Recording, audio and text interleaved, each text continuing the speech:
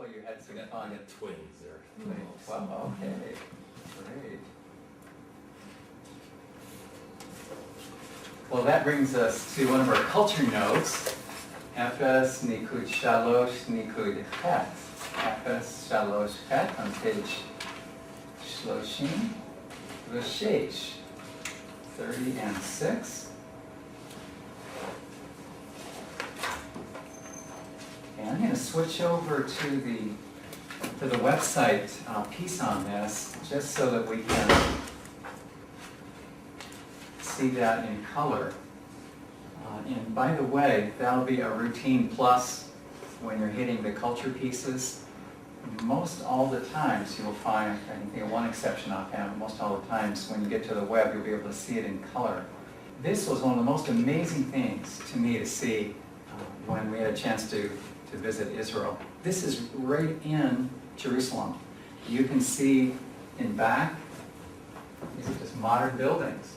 The street level is right here where there's a fencing, and they were excavating. And what we're especially interested in is this raised portion here. As we read the account of the military problems that were besieging, that was coming against Hezekiah, we find they weren't satisfied. They felt insecure with the amount of defenses. And so Hezekiah put out a plea for an inner wall. There was already an outer wall. They built an inner wall, and they did it fast. They did it by dismantling houses.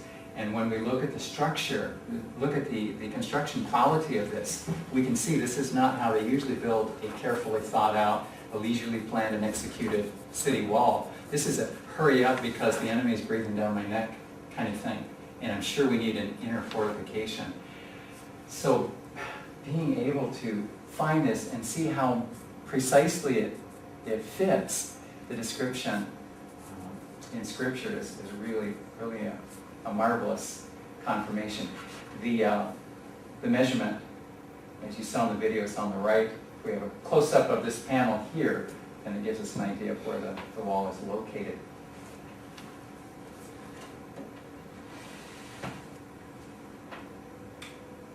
So when we encounter parts of Scripture that describe God being a fortification for us, back then, people could visualize that very tangibly. Not all towns had walls. The smaller ones were vulnerable. And one of the beauties of being a resident in a more substantial town is you have that level of security in order to protect you from the marauding forces.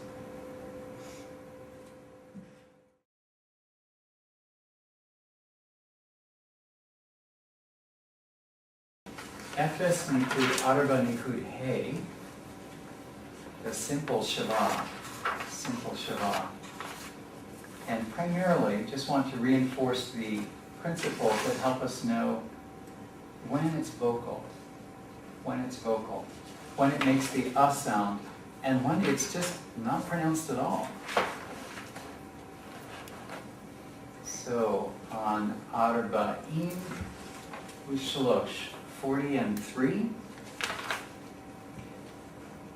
when a Shavah occurs at the beginning of a word, that is, after the very first consonant, you can count on that being a vocal Shavah. So, this first one, Dvarim, not Varim. I'm trying to say it without a vocal Shavah. Varim. I can't. And that is exactly why it's vocal.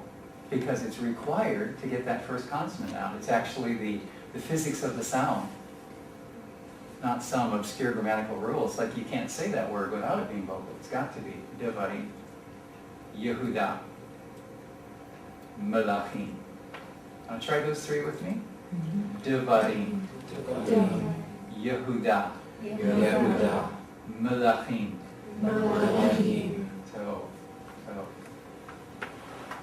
And the second rule for it being a vocal Shavah is when you have two Shavah back to back.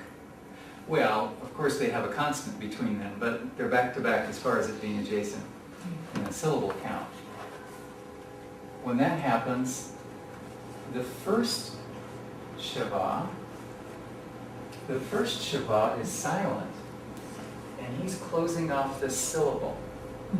The syllable here would be yod, first consonant, hirit, vowel, mem, last consonant. And yes, there's a shaba vowel, but he is a zero. He is, and the most helpful term I've heard for this, consider him a syllable divider. A syllable divider. He's a silent shaba. If you were asked what are all the vowels, yes, you would need to name them all. But in terms of producing sound, he's a syllable divider. He's a closer. So yin, not yima, just yin. Ah, but this fellow, as if it were at the beginning of a word. Remember, if he's at the beginning of the word, then he's got to be pronounced. It's the division of the syllable that makes this like the beginning of a word. Does that make sense? Because we've closed things off here, and we're restarting. It's that kind of logic which requires him then to be vocal. Tsa, oo. Tsa, oo. So 3 syllables. Yin, tsa, oo. Olive consonant and short vowel.